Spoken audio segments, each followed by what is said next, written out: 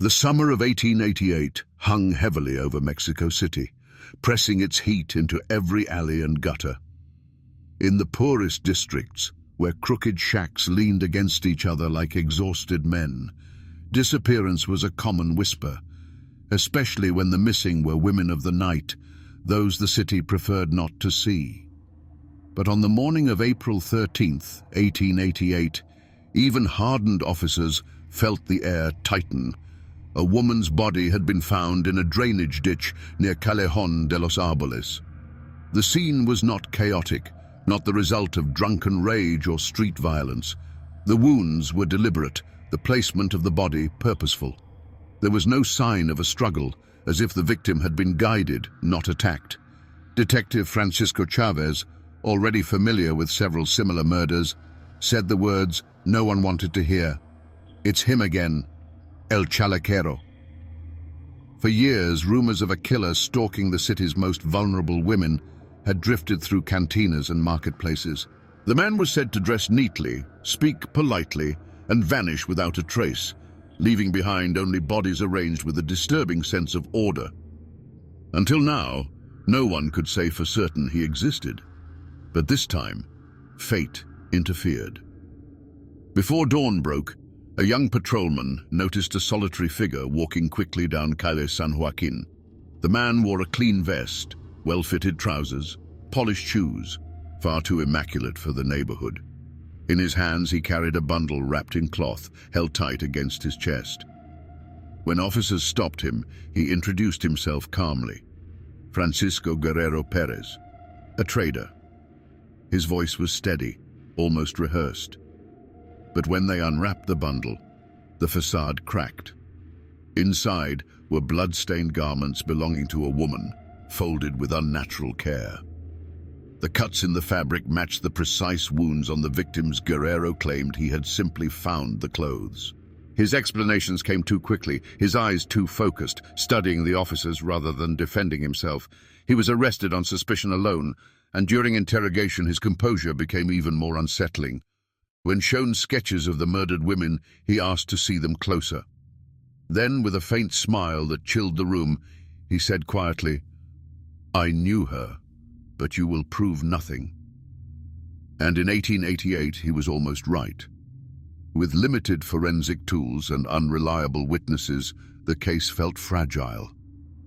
Yet the detectives sensed what the evidence could not fully prove, that they had caught a man who hunted deliberately, methodically, choosing victims whose disappearances stirred little outrage. Francisco Guerrero Pérez, El Chalequero, would later be recognized as one of the earliest documented serial killers in Mexican history, a predator hiding behind politeness and respectability.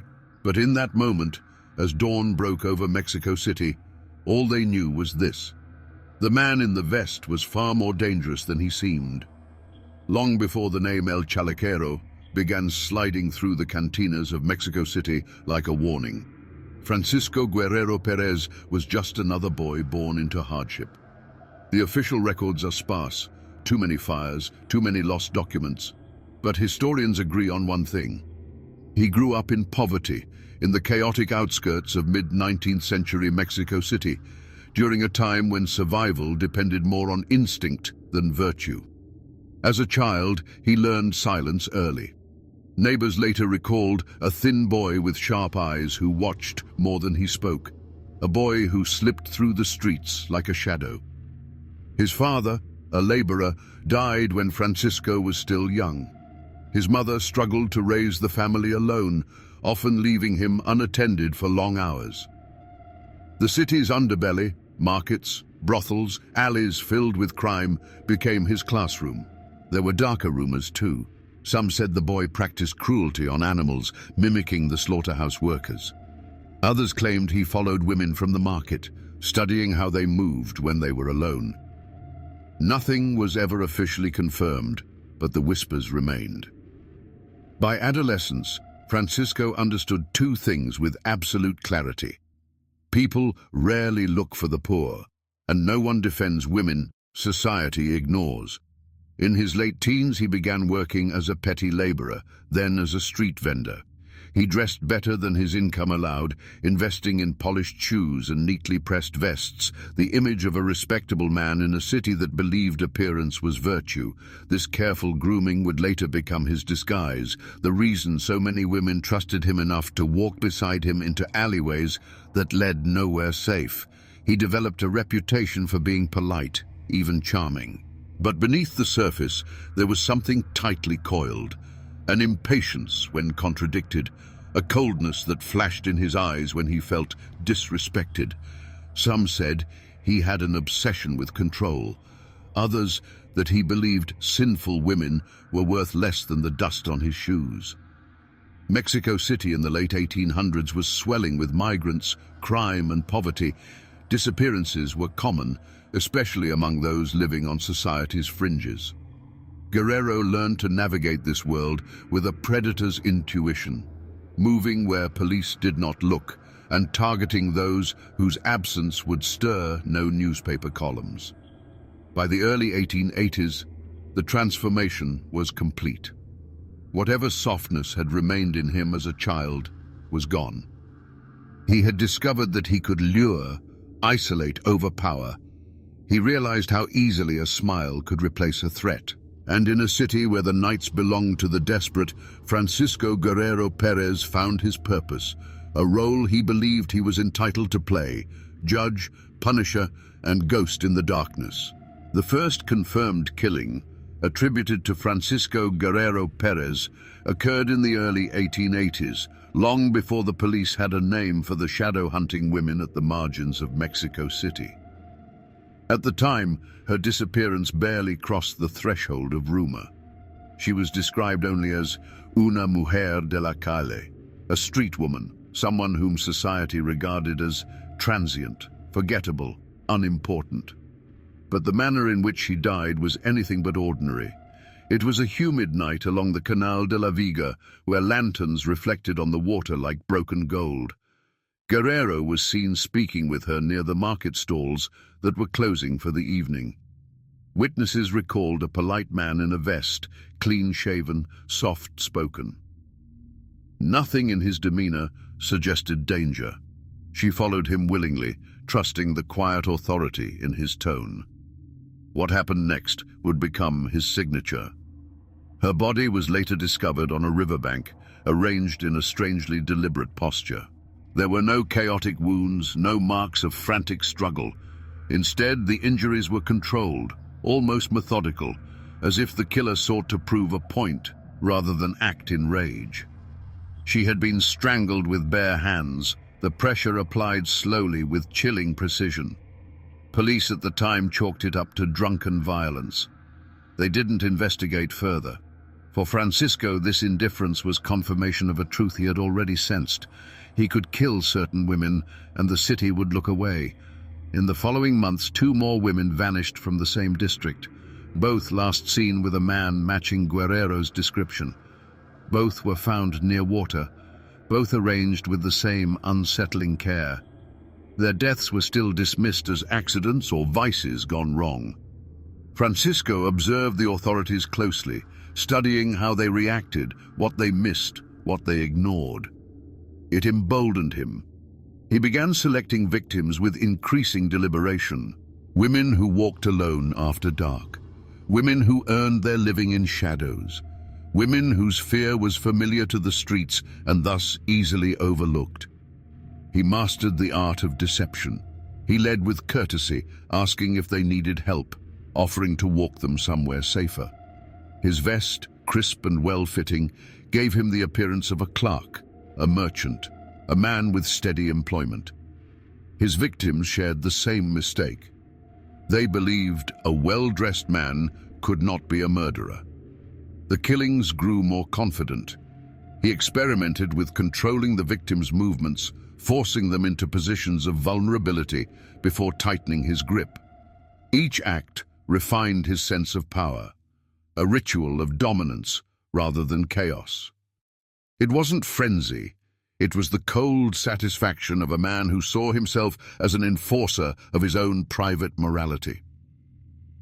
By 1887, whispers finally began to surface. Women warned each other of a polite man in a vest. Some refused to walk alone at night, but still no one named him.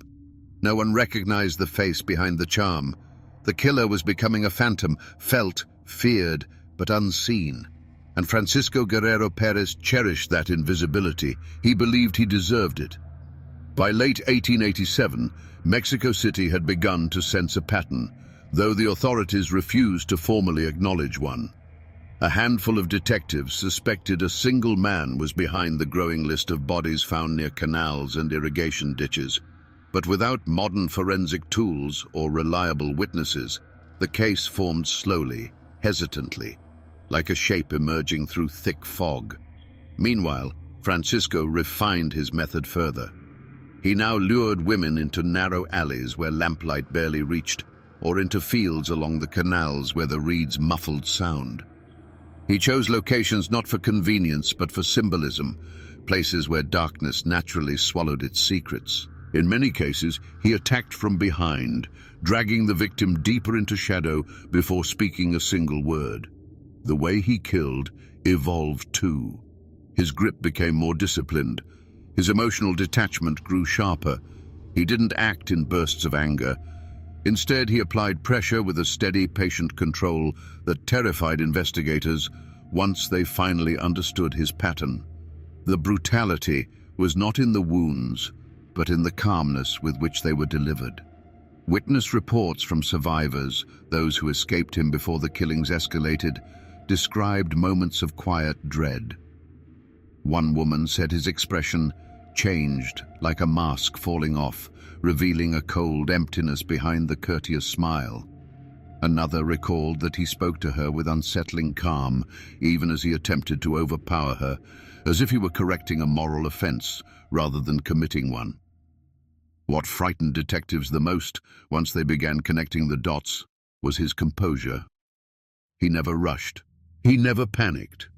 He arranged the bodies with a strange ritualistic consistency, placing their limbs carefully, ensuring they were found in positions that suggested intention rather than frenzy. To Francisco, this order mattered. It demonstrated control over the victim, over the scene, over the narrative the city would attempt to piece together. Some historians later suggested he believed himself to be punishing immoral women, enforcing his own code through murder. Others argued he was simply a predator who exploited societal neglect to satisfy a monstrous need for dominance. Whatever the truth, the effect was the same. He killed because the world allowed him to. And as 1888 approached, the killings began to accelerate. The city was changing, growing, swelling, choking under the weight of new residents and worsening poverty. Francisco blended into the crowds effortlessly, dressed too well to draw suspicion, polite enough to be dismissed as harmless, the perfect disguise. By early 1888, investigators suspected at least 9 murders might be connected, but the case remained unofficial, undocumented, unspoken in the newspapers. The victims were poor. Their stories vanished into the city's dust before they could be fully told. But one body changed everything. The woman found on April 13, 1888, arranged in a posture unmistakably deliberate, forced the authorities to admit what they had ignored for years: a serial killer was stalking Mexico City. And the hunt had finally begun. When police finally began tracing witnesses in the April murder, a pattern emerged that they could no longer deny. Several residents recalled seeing a well-dressed man guiding the woman toward the canal. Others mentioned his calm voice, his gentle demeanor, the way he placed a reassuring hand on her back as they walked. The image was chilling. The predator hiding in plain sight, indistinguishable from any ordinary citizen. Detective Francisco Chavez, who would become instrumental in the case, revisited older files. The further he dug, the more he realized how long the killings had been happening and how consistently they had been misinterpreted.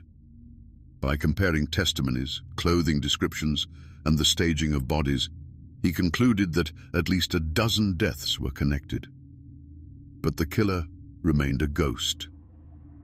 That changed when a young patrolman saw a stranger walking rapidly down Calle San Joaquin before dawn one morning. The man carried a tightly wrapped bundle in his arms, his polished shoes and tidy vest starkly out of place in the slum-like district. When stopped, he identified himself as Francisco Guerrero Pérez, answering questions calmly, almost politely. But the bundle told a different story. Inside, officers found clothing stained with blood, women's clothing cut in familiar patterns matching previous victims. Guerrero's explanation was too rehearsed, too smooth. He claimed he had simply found the garments, but his eyes betrayed calculation. Detectives sensed that they were no longer dealing with rumor or theory. They were looking directly into the face of El Chalequero.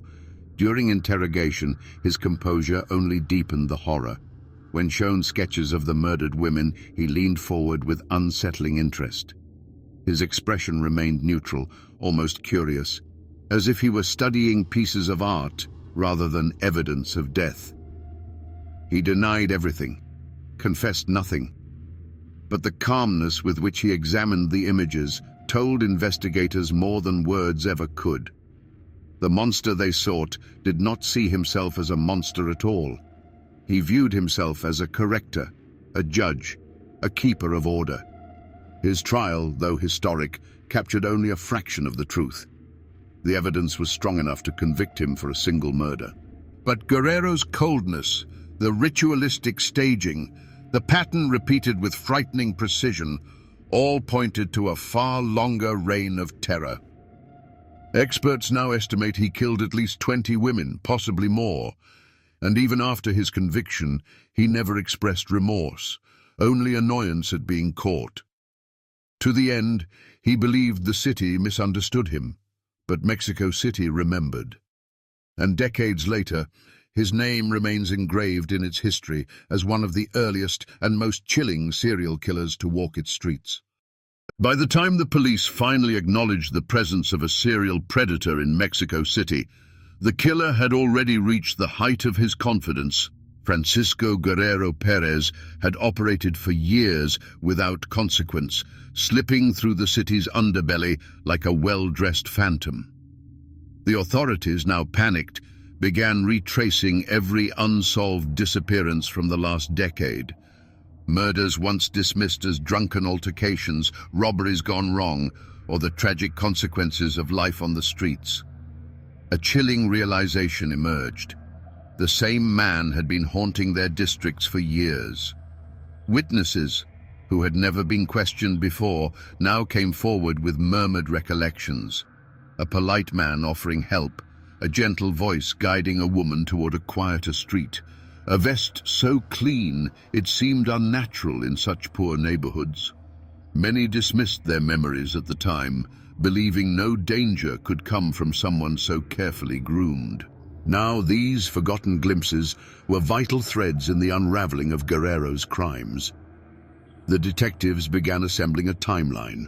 Bodies found near canals in 1880, 1882, 1884. They all carried the same haunting signs of controlled violence. A woman discovered near the Alameda Central in 1886 had been posed with disturbing deliberation, her clothing arranged with the precision of a ritual. Another was found in the reeds of Canal Nacional, the marks on her neck unmistakable. Pattern after pattern fell into place. The city had been blind. Guerrero had counted on that blindness. Detective Chavez, who had emerged as one of the few determined to pursue the case fully, traveled through the poorest districts, interviewing women who survived encounters with suspicious men. Their stories were fragmented, but eerily consistent. The killer approached with courtesy, offered safety, sometimes even used a false name. Juan, Miguel. Anything but Francisco. His confidence disarmed them. His calm voice lulled them into believing he meant no harm. But once alone, his demeanor shifted with terrifying precision. One survivor described the transformation as a quiet tightening behind the eyes, a coldness that spread over his features like frost. He spoke little. He acted decisively. And when he struck, there was no confusion, no hesitation. Only the unyielding grip of a man who believed he had absolute authority over life and death. As detectives pieced together this emerging portrait, they realized with dread that Guerrero's killings had been escalating. His intervals between murders were shrinking. His staging was becoming more confident, almost ceremonial in its precision. Each body, carefully arranged, seemed to reflect a message only he could interpret. But the city was no longer as forgiving. Women whispered in fear. Women stopped walking alone.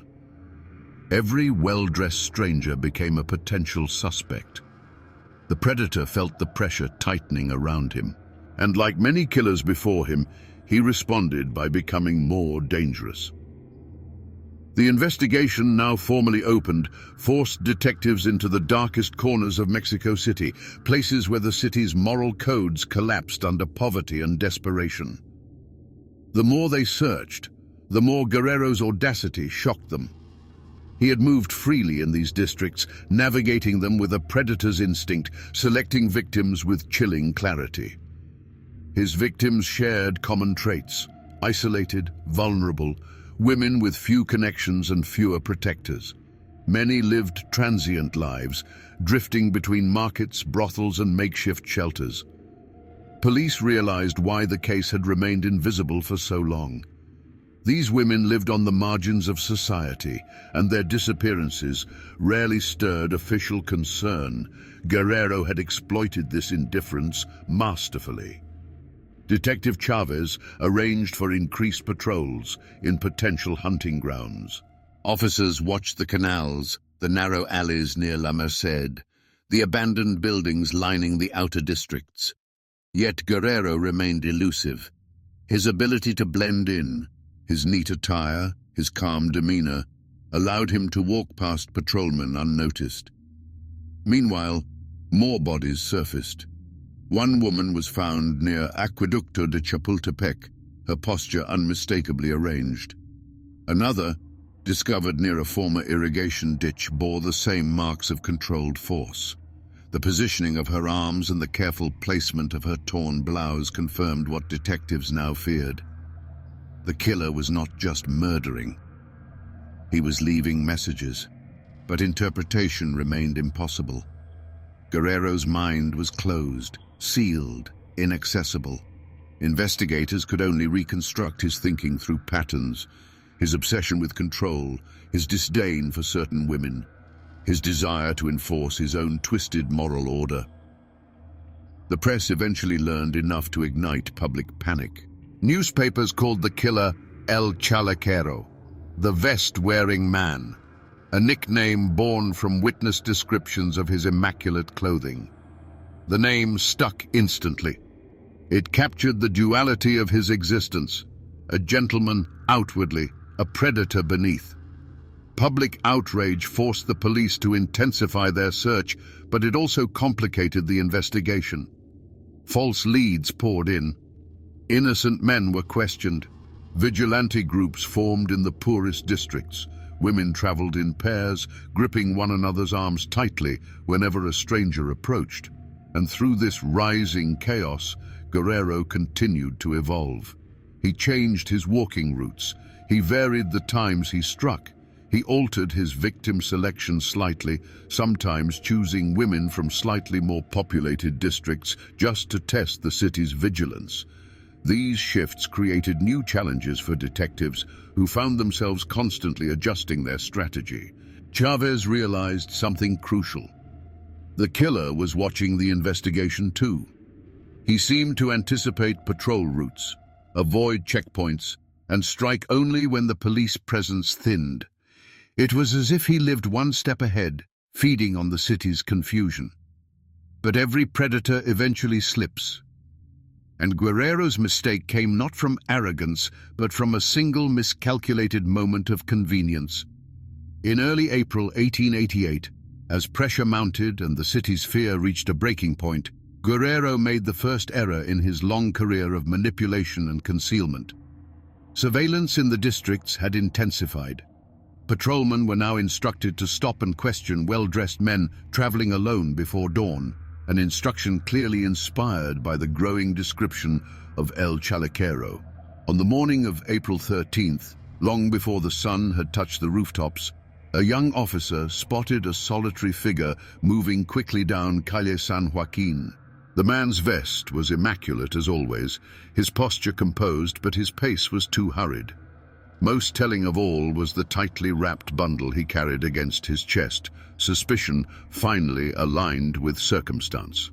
The patrolman approached him, asked a few routine questions, and received calm, courteous answers. The man identified himself as Francisco Guerrero Pérez, claiming to be a trader delivering cloth. But when officers inspected the bundle, they found women's garments soaked in blood, folded with unnerving care, as though Guerrero couldn't help but impose order even in his haste. The patrolman arrested him immediately. At the station, Guerrero maintained his composure. He insisted he had simply found the clothing near the canal.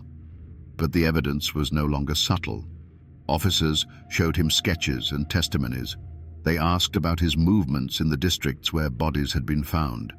With every question, his calmness cracked only slightly. Yet that was enough. Detective Chavez recognized what the killer was desperately trying to hide: fear. Not of guilt, but of losing control.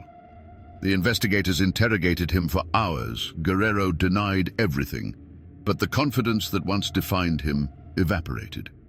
He studied the drawings of victims too closely, his eyes lingering in ways that betrayed familiarity. When he realized the detectives noticed, he looked away, but too late.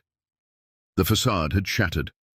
A search of his home revealed more damning clues: garments, personal items likely belonging to victims, and tools that matched marks found on bodies. None of it was conclusive enough for the standards of modern evidence. But for 19th century Mexico City, it was devastating. Guerrero was charged and brought to trial. Crowds gathered outside the courthouse, shouting curses. Women clutched one another, staring at the man who had hunted their streets for years. He sat calmly throughout the proceedings, denying every accusation, insisting he was being framed. But the city had already decided his fate. The verdict, guilty, echoed through the courtroom.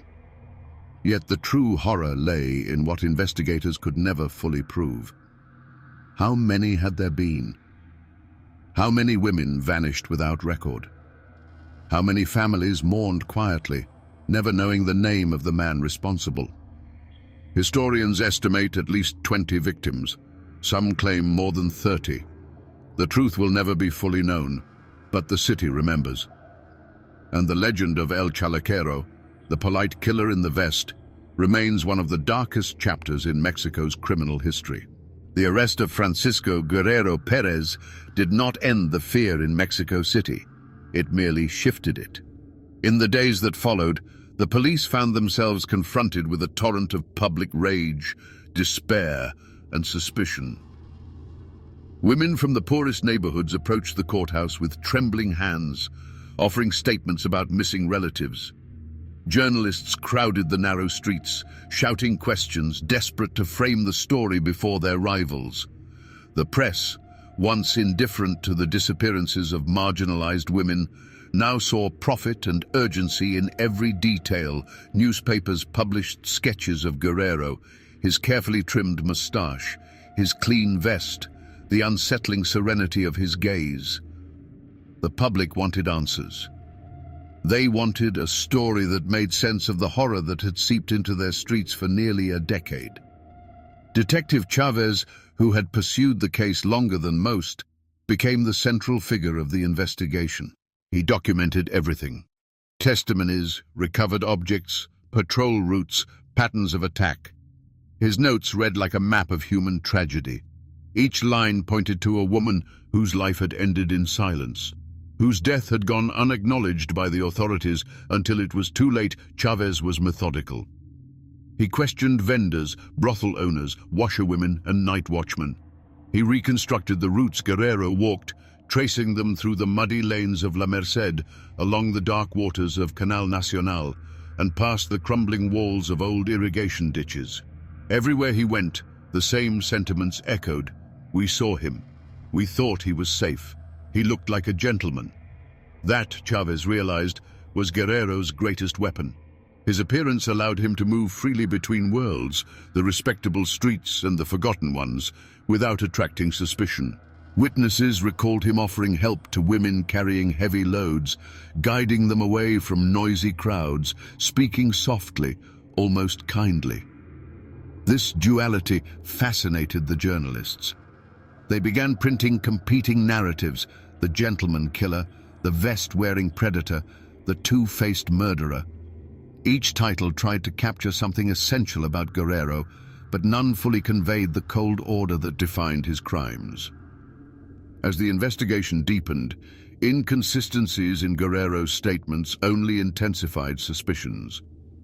He claimed to have been home on nights when multiple witnesses reported seeing him near the canals. He denied knowing any of the victims whose belongings were found in his house. He insisted the blood-soaked garments discovered at the time of his arrest had been left by thieves. To the detectives, these contradictions formed a damning picture. To the journalists, they formed a story. To the public, they formed a nightmare that had been hiding in plain sight. And as the city braced itself for the trial, the real work of assembling the full chronicle of Guerrero's crimes had only begun. The trial that followed became one of the most widely discussed criminal cases of the late 19th century in Mexico. Courtrooms that had rarely hosted more than a handful of curious citizens were suddenly filled to capacity. People pressed against the walls, hoping to glimpse the man who had haunted their nights. Women clutched rosaries. Men stood in tense silence, their expressions torn between outrage and disbelief. Reporters sat with notebooks open, ready to capture every gesture, every inflection in Guerrero's voice. They studied him with the intensity reserved for political figures or fallen aristocrats. Yet what they saw confounded them. Guerrero remained composed, polite, even gracious. He greeted the magistrate with a slight bow.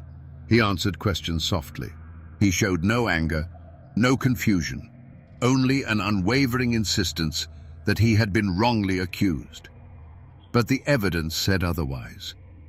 Detective Chavez presented samples of clothing, personal items, and testimonies linking Guerrero to multiple districts where bodies had been found.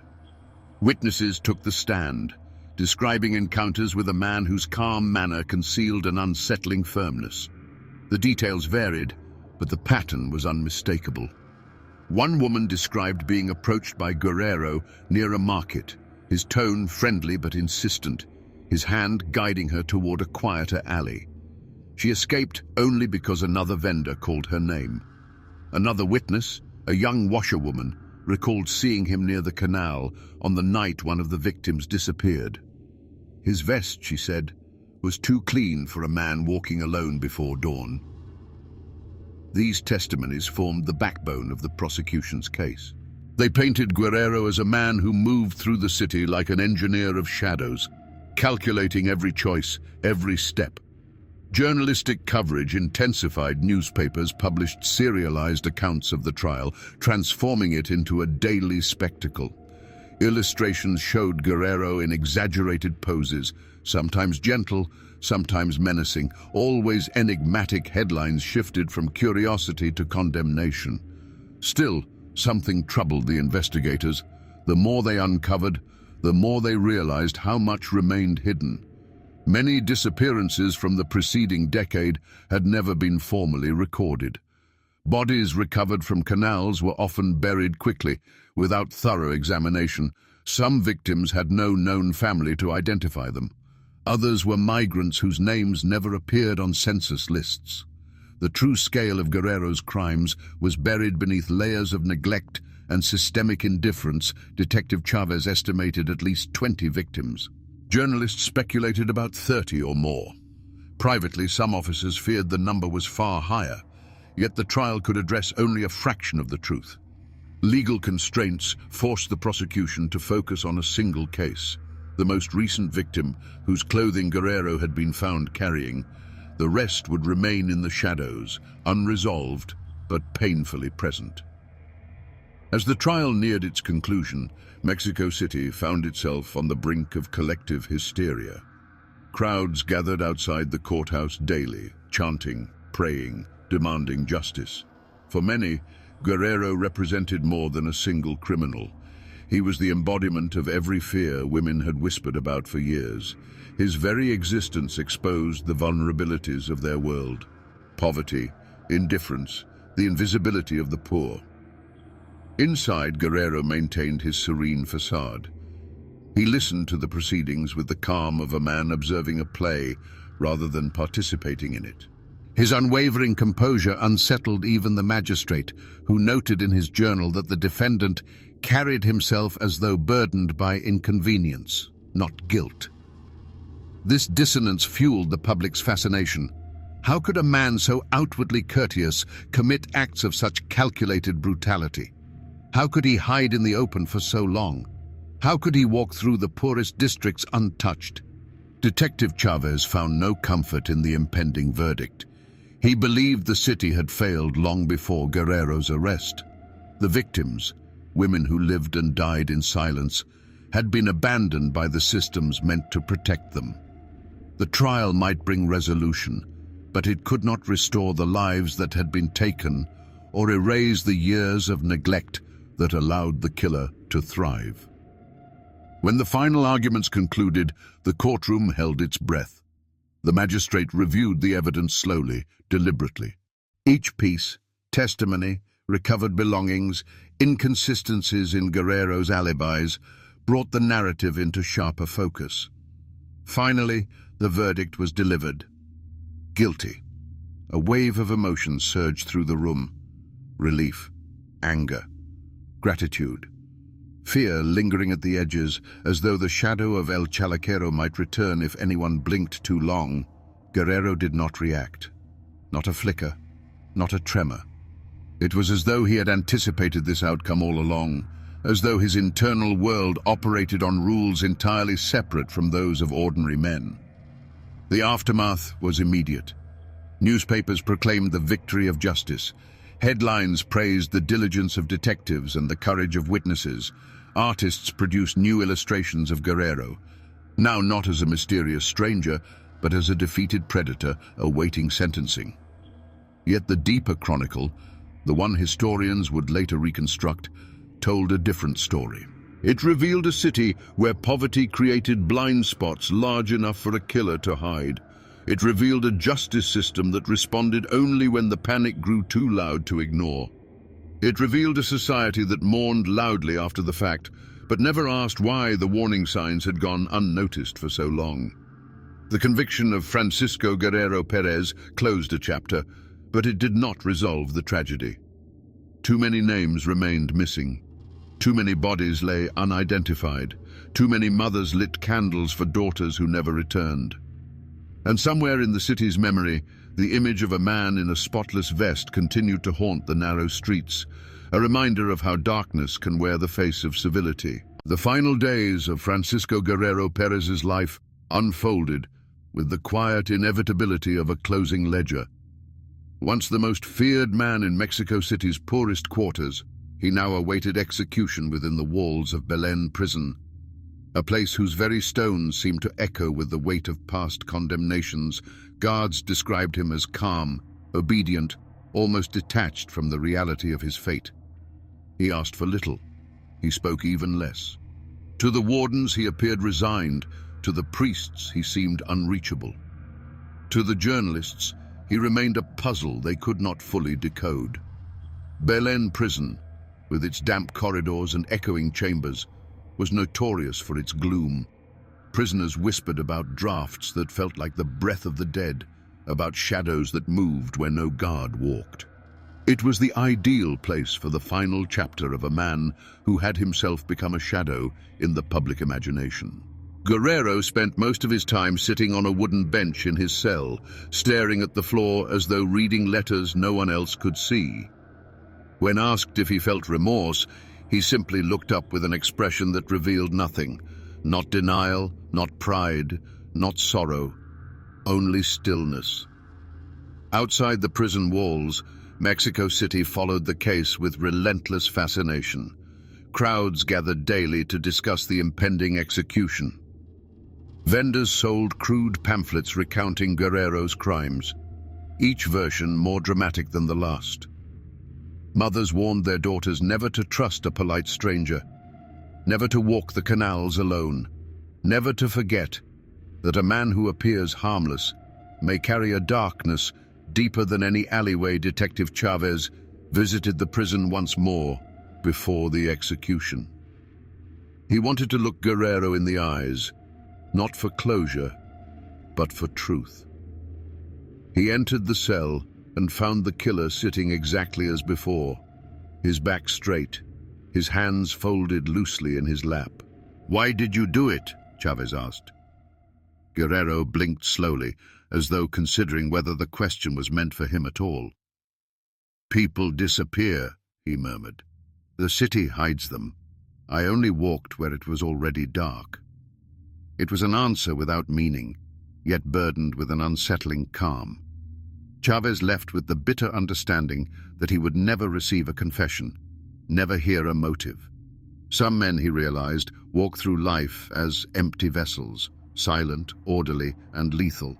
The execution date was set for November 1890. The city braced itself, unsure whether they awaited justice or merely the end of a disturbing chapter. Street preachers called for repentance. Journalists prepared their final articles. Families of the missing lit candles in their windows, their flames trembling like small, frightened hearts. And in his cell, Guerrero continued to sit in perfect stillness, as if time itself were an inconvenience he intended to ignore until the very last moment. On the morning of his execution, the air over Mexico City felt unnaturally heavy, as though the sky pressed down on the rooftops with solemn purpose. Men rose early to read the newspapers. Women whispered quiet prayers. Even the street dogs seemed subdued, sensitive to the strange silence settling over the city. Inside Belén prison, the routine moved with mechanical precision. Guards walked the corridors, their footsteps echoing like hollow knocks against wooden coffins. The execution platform had been prepared the previous night. The rope, fresh and pale, hung motionless in the dim light. Guerrero was led from his cell shortly after dawn. He did not resist. He did not speak. He moved with the steady gait of a man heading not toward death, but toward an appointment he had known about for years. His neatly kept vest, once his trademark, had been replaced by the simple prison uniform, but some guards insisted he carried the same aura of quiet discipline. A priest walked beside him, reciting prayers in a trembling voice. Guerrero listened without expression. When asked if he sought forgiveness, he declined gently, with the tone of someone refusing a drink he did not care for. Outside, a controlled crowd gathered behind the prison gates. They strained to catch a glimpse of the man whose name had filled the newspapers for months. Some shouted accusations. Others stood in silence, driven not by hatred, but by the need to witness the end of the figure who had haunted their imagination. Detective Chavez was present among the officials allowed to observe the execution. He watched Guerrero ascend the platform with the same measured steps he had taken in court, in his cell, and in every photograph published by the press. Nothing in his demeanor betrayed fear. If anything, he seemed unburdened. The magistrate read the sentence. The hangman adjusted the knot. The rope creaked softly, a whisper lost beneath the murmurs of the crowd. "Do you have any final words?" the magistrate asked. Guerrero looked out over the assembled officials and distant onlookers. His expression remained steady, his voice barely above a murmur. "The city forgets quickly." It was a sentence that chilled even the most hardened of guards. Not remorse, not denial. A simple truth whispered by a man who had walked freely through the city's blind spots for nearly a decade. Moments later, the platform opened. The crowd gasped. The rope tensed. Silence followed, long, heavy, unyielding. Detective Chavez closed his eyes. Justice had been served, but the weight in his chest did not lift. The execution ended a life, not the consequences of it. Outside the prison, the crowd dispersed slowly, as though reluctant to re-enter a world unchanged by the morning's event. The newspapers, however, wasted no time. By afternoon, new editions hit the streets with headlines declaring the end of El Chalequero. But even the boldest typefaces could not fully extinguish the shadow Guerrero had cast. In the weeks following Guerrero's execution, Mexico City entered a peculiar state of reflection. The panic that had once gripped the streets was replaced by a quiet, uneasy contemplation. People wanted to believe the danger was gone, yet many found themselves looking over their shoulders more often than before, uncertain whether one man's death could truly erase years of fear. Detective Chavez poured his remaining energy into reviewing the unsolved disappearances that had accumulated during Guerrero's active years. He opened old case files, revisited witness statements, and walked again along the canals where so many victims had been found. Despite the city's desire for closure, Chavez could not shake the suspicion that the full truth would never be known. Some of the bodies recovered in previous years bore no definitive link to Guerrero, yet the timing and the locations suggested a pattern too consistent to ignore. But without irrefutable evidence, those victims would remain nameless shadows, their stories forever entangled with Guerrero's but never formally acknowledged by the law. Journalists attempted to reconstruct the complete chronology of the murders, publishing long columns that blended fact, speculation, and dramatic flair. Illustrations of Guerrero circulated widely, some portraying him as a monstrous figure lurking in alleyways, others depicting him as an unassuming man blending into crowds. None were entirely accurate. All were unsettling. Historians later described the case as a turning point in Mexican criminology. It exposed the fragility of policing in rapidly growing urban areas, the vulnerabilities of marginalized communities, and the dangerous ease with which a determined predator could exploit social neglect. Guerrero's crimes were not merely acts of individual brutality. They were symptoms of a broader societal blindness. As winter settled over the city, the canals grew colder, the streets quieter. A few families visited the sites where their loved ones had vanished, leaving flowers or handwritten notes. Others tried to forget. Some succeeded, most did not. Belin prison eventually resumed its usual rhythm. The execution scaffold was dismantled. The wardens moved on to other prisoners, other cases. Yet the guards who had witnessed Guerrero's final moments spoke of him with an unease that did not fade. They recalled his stillness, his lack of fear, the strange composure that lingered in the air even after his death. Detective Chavez, nearing the end of his career, kept one object from the investigation, a small notebook containing his earliest observations about the case. Its last entry read, "Evil hides in order, in clean clothes, in polite gestures. In the silence of those who assume danger must look dangerous." It was a lesson the city would not easily forget. Francisco Guerrero Pérez was buried without ceremony in a modest grave outside the prison grounds. No family claimed the body. No priest gave a eulogy. Only a handful of officials attended, their breath visible in the cold morning air. Years later, weeds covered the grave, and the wooden marker decayed. The name faded. The city, as Guerrero predicted, forgot quickly.